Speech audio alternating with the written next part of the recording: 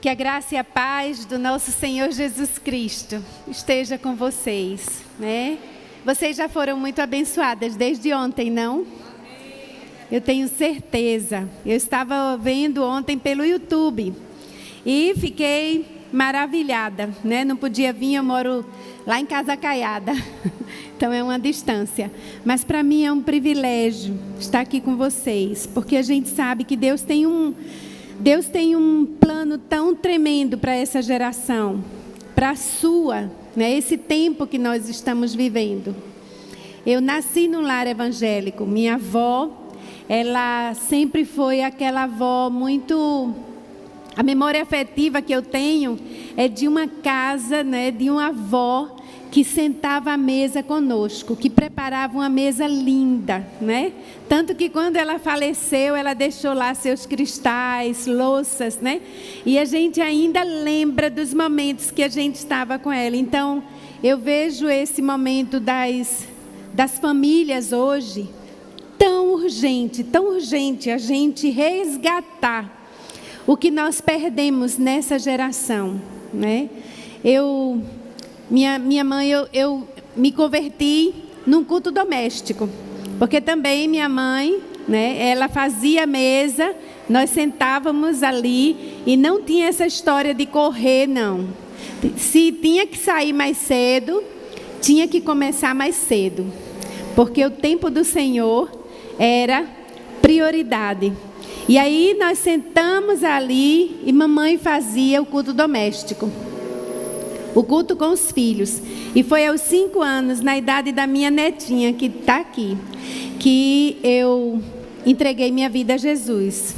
E a partir dali, tudo mudou na minha vida, né? Porque antes eu era levada para a igreja. Antes eram eles que me conduziam à igreja. E a partir desse entendimento de quem eu era e de quem Jesus era na minha vida, com 5 anos, né? Eu já tinha esse compromisso. Com 6 anos eu ganhei a minha primeira vida para Jesus. A menina que trabalhava lá em casa, eu disse a ela, eu preciso contar para você. Até hoje ela é membro aí da Igreja Batista de Largo da Paz. Então a gente fica pensando, né? Como a mesa é um mistério, né? Como a mesa é fantástica. E eu quero dizer a você que tudo isso que a gente vive nessa mesa, nesse lar, tudo que Deus abençoa na nossa casa, também é para que isso seja derramado em outras vidas, né?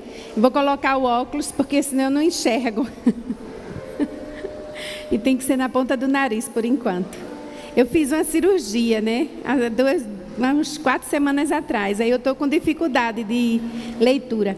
Mas eu fui convidada para falar sobre compaixão e misericórdia. Compaixão e misericórdia. E é um dos meus temas favoritos, né? Porque eu acho que a mulher, ela governa com o coração. Não é verdade? Ela governa com o coração, é diferente. O governo da mulher e o governo do homem. E ontem eu estava ouvindo a palavra da pastora Graça, e ela disse assim, mulher, levante-se para reinar.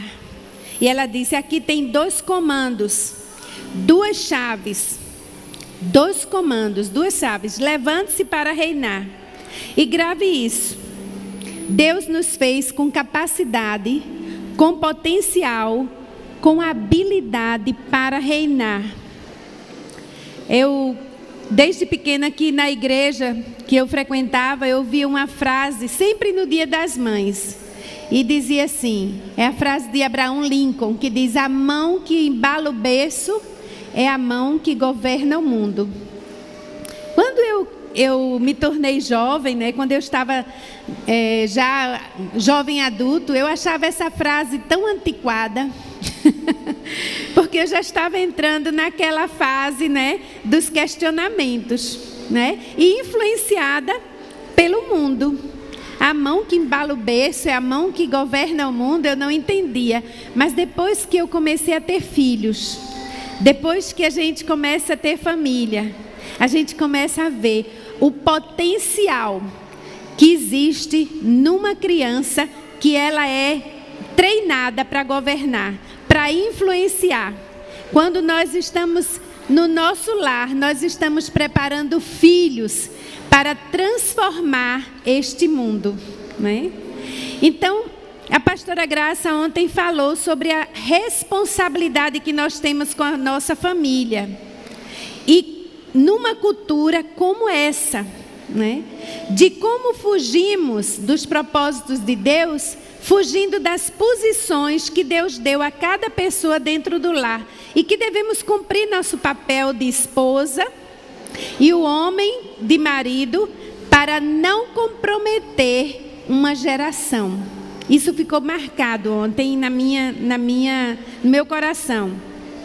Ela mostrou a realidade social.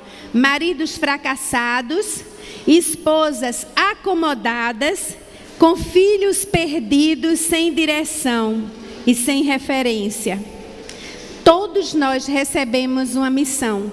Eu digo a vocês, hoje com filhos já adultos, quando eu vejo meus filhos cometendo algum deslize, eu pensando em fazer, aí vem aquela mãe que diz assim: o que eu ensinei não foi isso. O testemunho que eu dei não foi esse. Porque você está querendo ir por esse caminho? Eu digo, a autoridade, ela tem que ser seguida com reconhecimento. O respeito e a autoridade é o reconhecimento, né? De que você fez. Então, você está deixando um legado. Então, ela falou claramente: levante-se e saia da acomodação. Saia da acomodação. É engraçado, 2 verbos, 2 comandos, 2 chaves: levante para reinar. Eu queria que você abrisse a sua Bíblia em Isaías 32. Por favor, Isaías 32.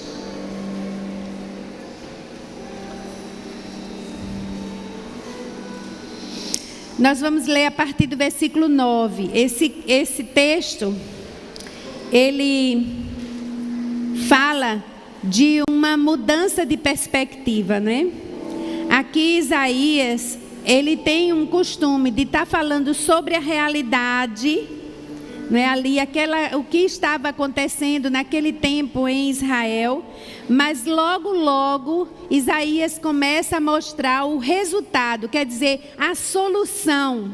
O que nós precisamos fazer imediatamente para mudar, né? Às vezes nós mulheres temos um hábito de ficar ali, olhando o que está faltando. Mas quando a gente se alinha com Deus, Deus mostra a gente o que vai acontecer, né? Mas aí, o que nós precisamos fazer? Atitude, tomar uma atitude. O que eu estou vivendo hoje não é o que Deus planejou para mim. E o que Deus prometeu vai acontecer, né? E nessa palavra, a partir do versículo 9, ele diz assim: vocês mulheres tão complacentes, levantem-se e escutem-me. Vocês filhas que se sentem seguras, ouçam o que lhes vou dizer. Daqui a pouco, mais de 1 ano, vocês que se sentem seguras ficarão apavoradas. A colheita de uvas falhará e a colheita de frutas não virá. Tremam, vocês mulheres tranquilas, estremeçam, vocês que se sentem seguras, arranquem suas vestes e vistam roupas de lamento na cintura. Batam no peito e chorem pelos campos agradáveis, pelas videiras frutíferas e pela terra do meu povo, terra infestada de espinhos e roseiras bravas. Sim, pranteiem por todas as casas cheias de júbilo e por esta cidade exultante. A fortaleza será abandonada, a cidade barulhenta ficará deserta, a cidadela e a torre da sentinela se tornarão covis, uma delícia para os jumentos, uma pastagem para os rebanhos, até que sobre nós o Espírito seja derramado do alto, e o deserto se transforme em campo fértil, e o campo fértil pareça uma floresta. A justiça habitará no deserto e a retidão viverá no campo fértil. O fruto da justiça será paz, e o resultado da justiça será tranquilidade e confiança para sempre. O meu povo viverá em locais pacíficos, em casas seguras, em tranquilos lugares de descanso, mesmo que a saraiva arrase a floresta e a cidade seja nivelada ao pó. Como vocês serão felizes, semeando perto as águas e deixando soltos os bois e os jumentos. Sabe, naquela época o povo de Deus estava fora, estava vivendo um caos, estava vivendo uma catástrofe. E o profeta, começa a mostrar, a ver que as mulheres se acomodaram àquela situação. Ele não fala aqui dos homens. E aí a gente lembra, a mão que embala o berço é a mão que governa o mundo.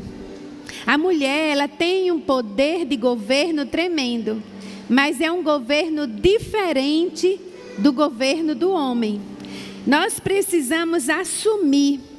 E também essa parábola esse momento aqui com Isaías me faz lembrar uma parábola que depois vocês podem ler lá em Juízes 9, de 7 a 15, a parábola de Jotão. Quando Jotão conta uma história sobre as árvores, que as árvores queriam um rei, um governo. E aí essas árvores vão até a videira, a figueira, eram a videira, a figueira e a oliveira. E quando elas vão perguntar, ninguém queria governar. Ninguém queria reinar sobre aquelas árvores. E por quê? Qual era a razão delas não governarem? Porque elas estavam muito ocupadas com o seu projeto de vida. Muito ocupadas com a sua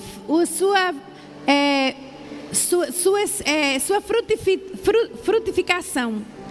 A videira, a figueira e a oliveira produziam frutos que eram muito importantes para o povo, para a compra, para o comércio, para os prazeres das pessoas. Às vezes a gente está assim, pensando muito só na gente e achando que a gente só vai poder frutificar fora de casa quando minha casa estiver organizada.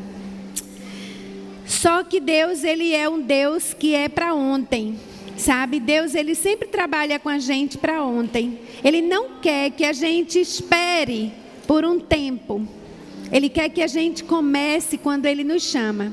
Quando meus filhos eram pequenininhos, eu acho que tinha 3 anos o meu caçula, hoje ele está com 30, né? Deus me chamou e disse assim, olha, você está muito acomodada aí junto do seu marido, né? Dirigindo uma igreja bonita, uma igreja grande. Eu era pastora da juventude. E aí Deus me mostrou um lugar que muitos já conhecem, sabem da minha história, um lixão. E meu filho era tão pequenininho, meus filhos. E Deus disse assim, olha, você vai ficar aqui. É aqui que eu quero você. E Ele não falou com essa voz assim, suave, não.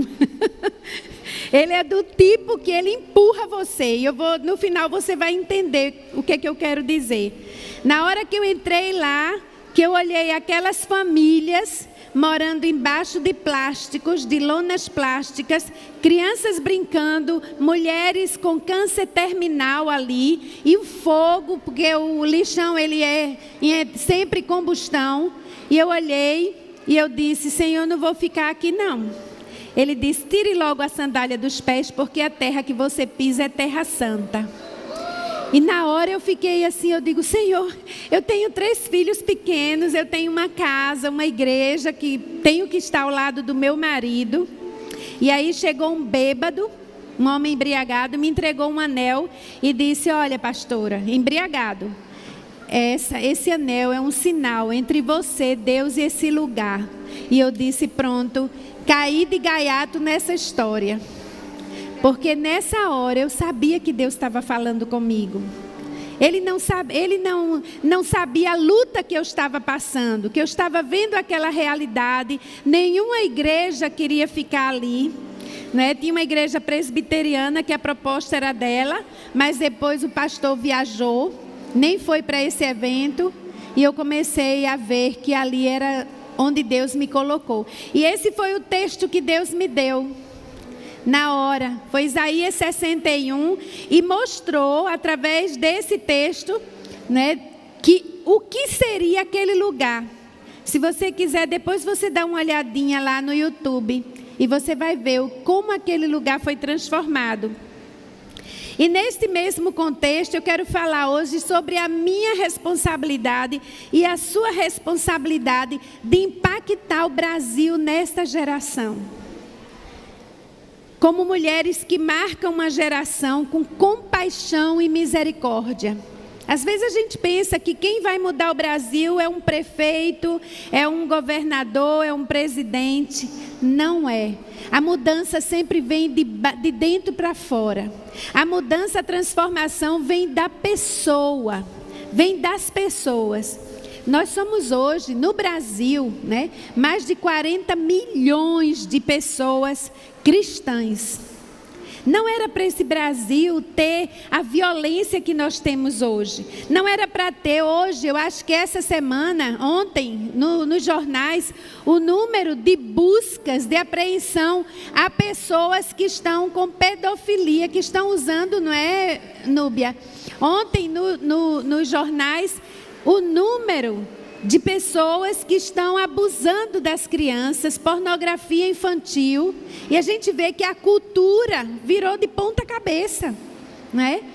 E como é que nós vamos ver mudança nesse país? Quem pode, pega um avião e vai morar fora do Brasil, e quem não pode, tem que ficar aqui com essa bomba na mão.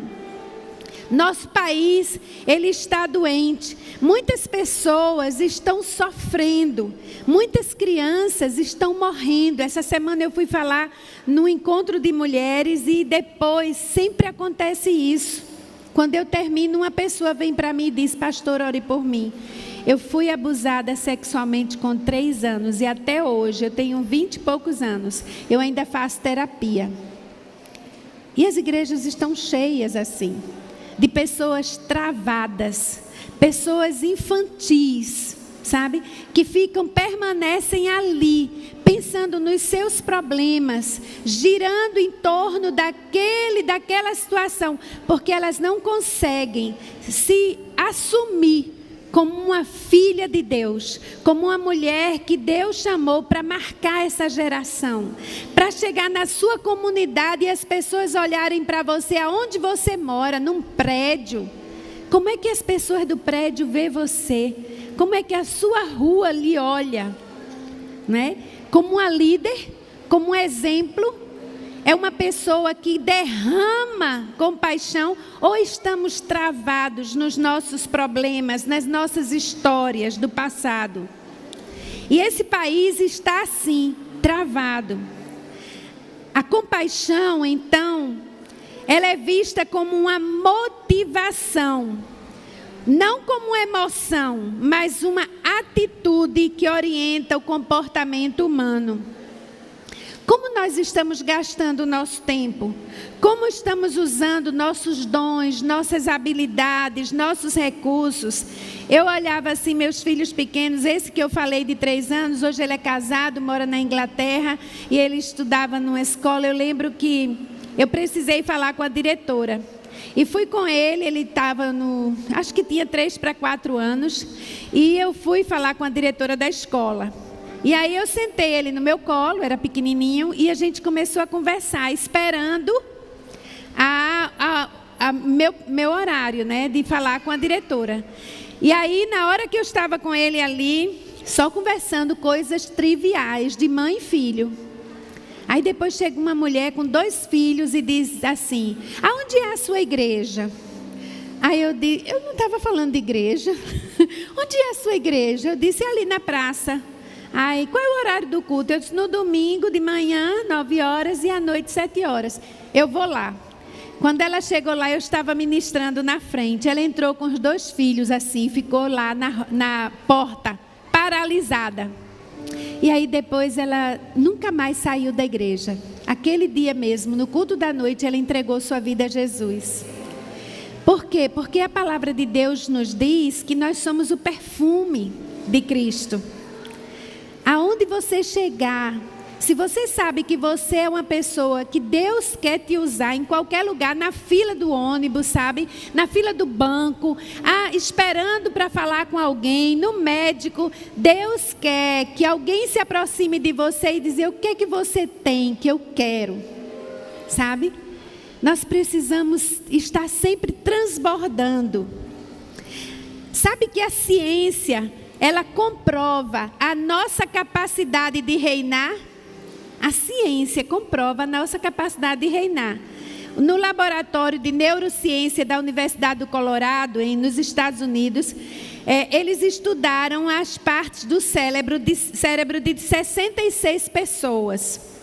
E aí eles colocaram essas pessoas para ouvir histórias, para ouvir situações em que essas pessoas deveriam reagir. E eles todos estavam ali sendo estudados, seu cérebro estava com aquelas fios e vendo qual era a reação.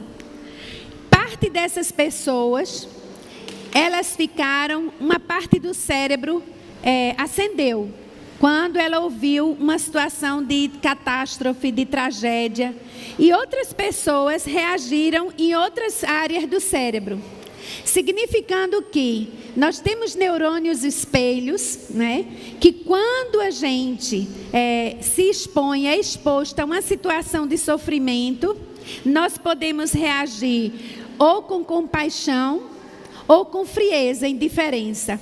Aí vem aquele ditado que diz claramente: diga-me com quem andas e eu direi quem és.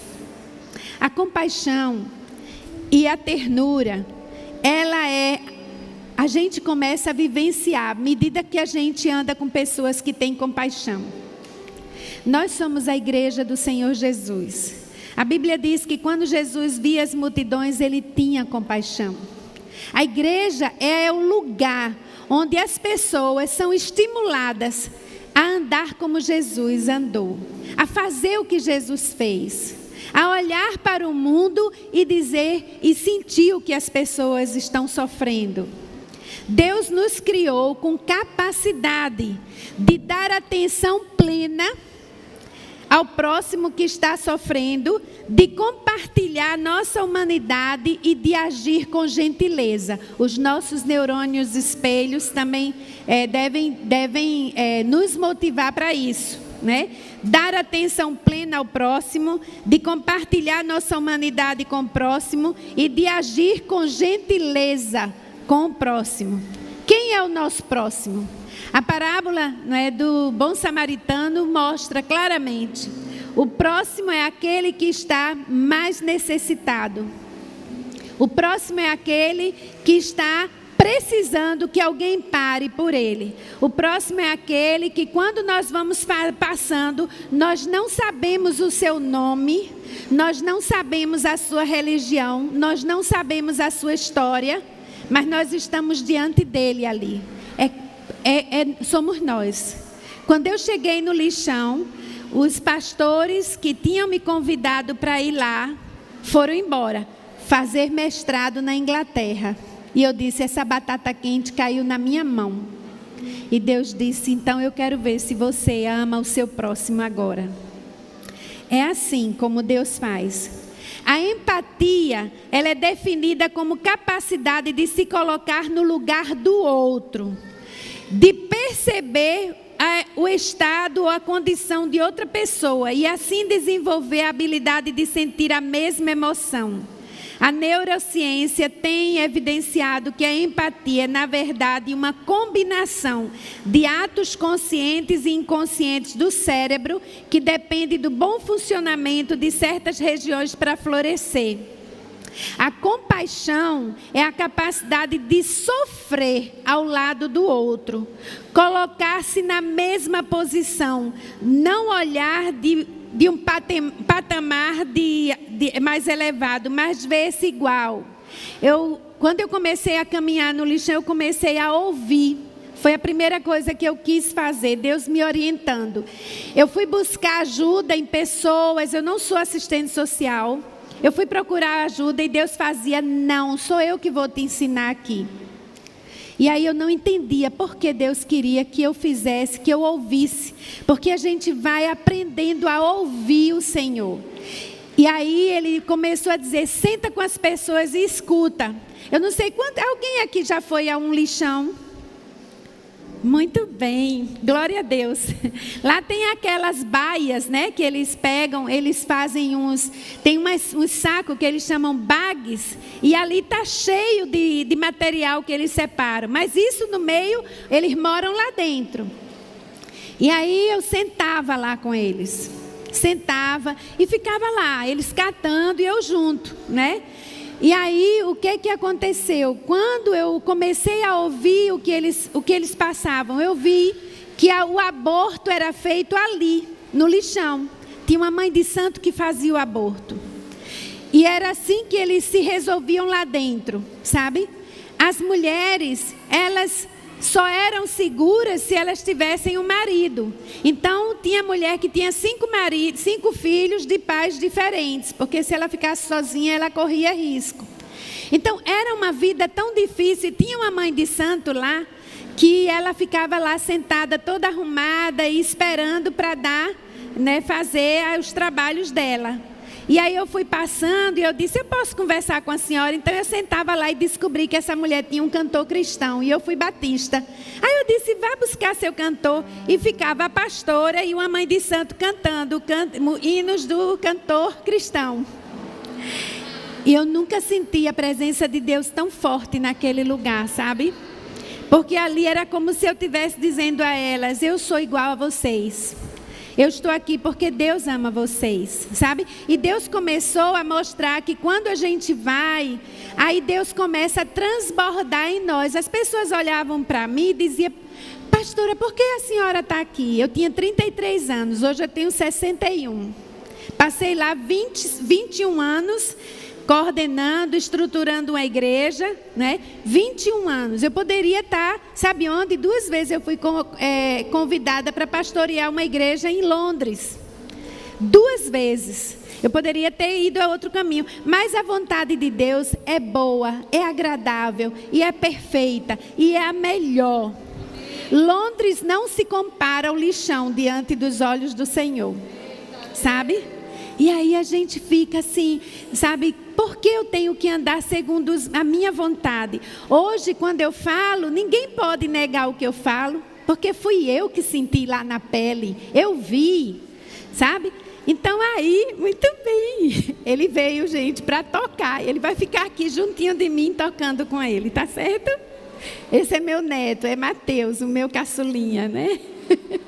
E aí, pode ir tocando, viu? Que vovó gosta. Então, a compaixão é isso, é você se dar para que você possa sentir o que o outro está passando. A gente não tem, mas nós temos neurônios espelho, e que quando Deus começa a andar com a gente reflete o que o Senhor está sentindo, não é? Porque Deus começa a mostrar, meu coração está aqui. Vem, meu amor, fica aqui. Era assim, quando os meus eram pequenos, eu andava e os meus do lado. Então, misericórdia, o que é misericórdia? É a habilidade de olhar para aquele que mais sofre, com o coração dolorido por ele. Misericórdia vem de 2 palavras, miserê e cordes, né? Cordes é do coração, né? E o miserê é exatamente aquela pessoa que está passando por coisas deploráveis. Sabe, você está lá dando amor e carinho. As crianças vinham junto de mim. Chegavam junto de mim e faziam, tia pastora, me leve para a sua casa. E eu não entendia aquele clamor das crianças. Aí um dia eu fui passando e uma criancinha com 4 anos, ele vai fazer 4 anos, foi tirada nos braços das pessoas de dentro de casa, porque tinha sido abusada por um tio.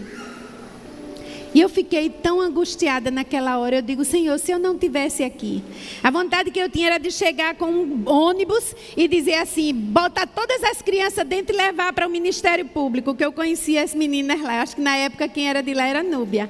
Eu dizia, eu vou levar tudinho para lá. Porque, sabe, a gente fica perdido ali dentro, vendo a que ponto chega a humanidade. quando Deus não está podendo chegar lá, porque o Senhor escolheu a sua igreja para chegar.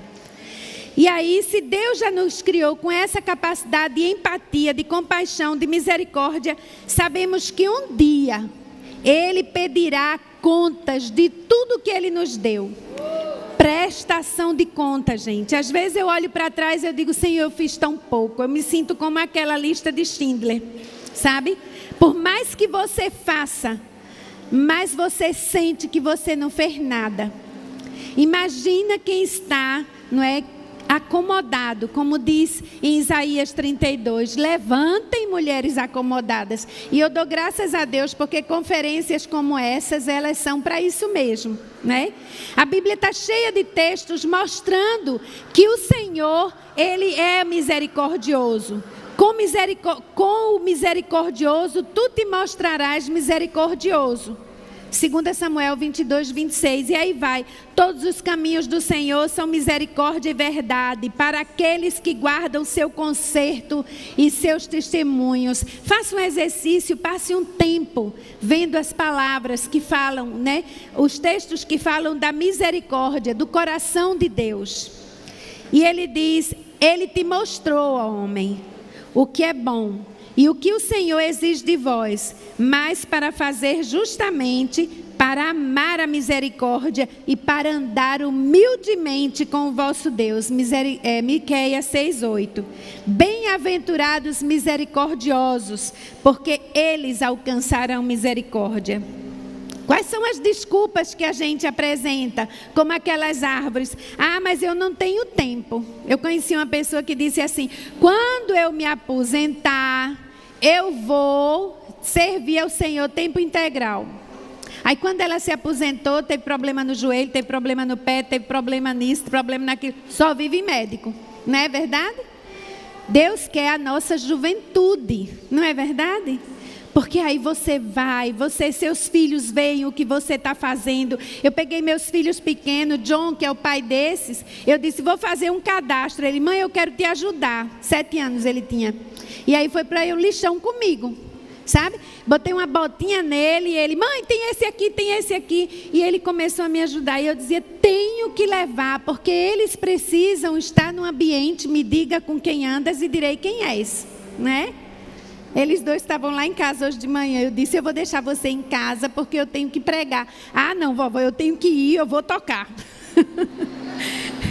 Então a gente tem que aproveitar isso, né? Sabe que a Bíblia é o manual para confiar em Deus. A Bíblia é o manual para confiar em Deus. Lembra de Eliseu? Eu agora quero falar para aquelas que dão desculpa, né? Eliseu e a viúva.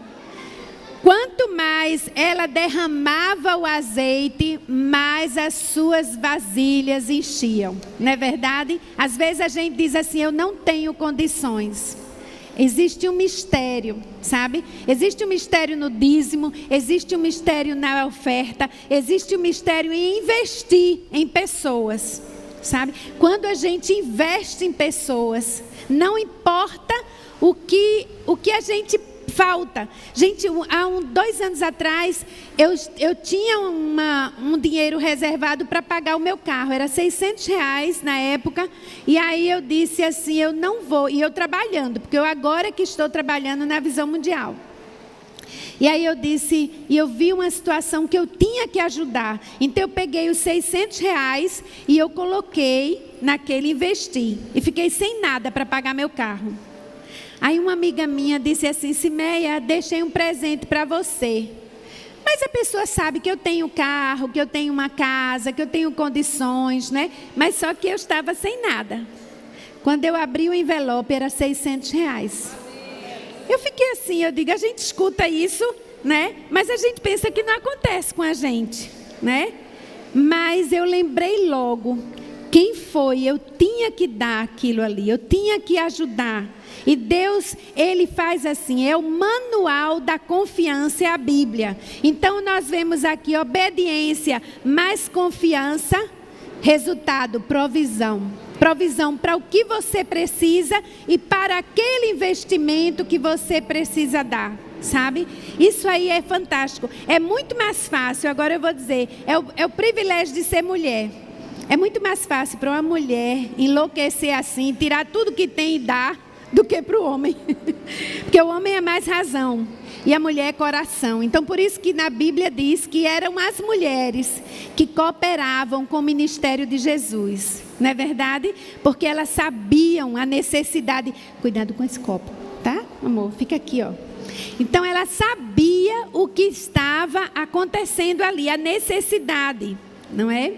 Também Elias foi um que foi sustentado por uma mulher.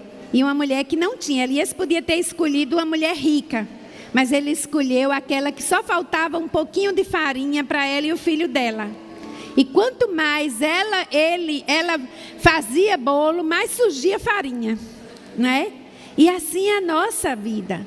Nós, quando temos compaixão, nós entregamos, nós damos, sabe? Às vezes eu chego no meu guarda-roupa, tiro tudinho e fico andando com um pouquinho mesmo. Nós temos uma mania de acumular, não é? Temos uma mania de acumular. Sabe?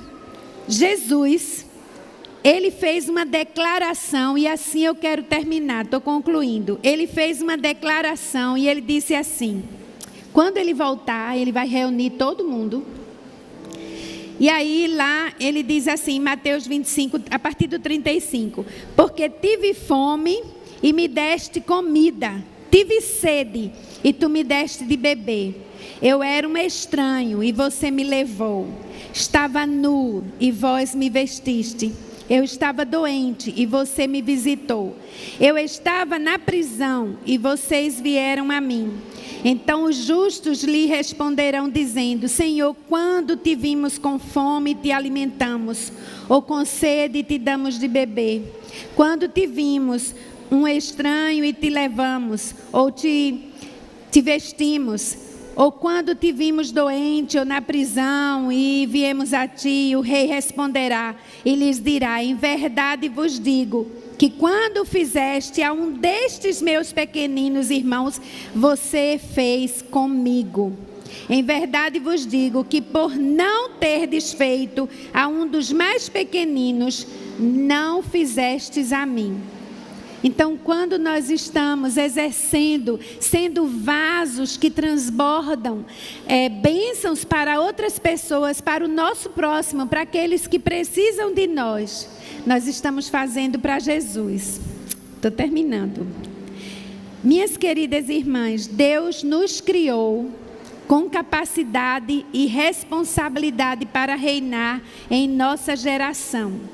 E nós devemos nos apresentar com vestes brancas, que a Bíblia fala, atos de justiça. E Jesus vem buscar uma noiva, que essa noiva estará adornada com atos de justiça. Há uns 30 anos atrás eu dizia assim: eu estou desapontada com a igreja. Porque a igreja vivia para dentro de si, né? Mas agora eu digo assim, como a noiva está ficando linda, né? Lá fora, muitos estão com fome, milhares estão presos, muitos estão com frio, porque estão presos. Milhares estão cegos e indo para o grande abismo.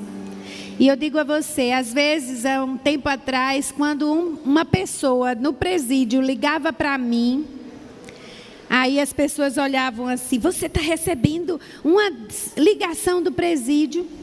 Eu digo: se eu não aceitar, para quem ele vai ligar? Para um amigo traficante? Para uma pessoa? Eles ligam para pedir uma palavra de oração. E eu não posso perder essa oportunidade. Por isso que a gente diz, olha, Miqueias 6:8 diz: Ele te mostrou, ó homem, o que Ele quer, né? O que Deus quer. O Senhor exige de nós que nós andemos em justiça e amando em misericórdia, e andar humildemente na presença do Senhor. Eu quero terminar com um quadro. Existe um quadro famoso na França. Esse quadro foi feito em tapeçaria. E aí mostra os soldados na guerra, né? Todos armados. E lá atrás, no último soldado, vem outro, o grande soldado, é o rei. E o rei tem nas mãos a espada. E ele fica atrás dos soldados empurrando. esses soldados para ir à luta.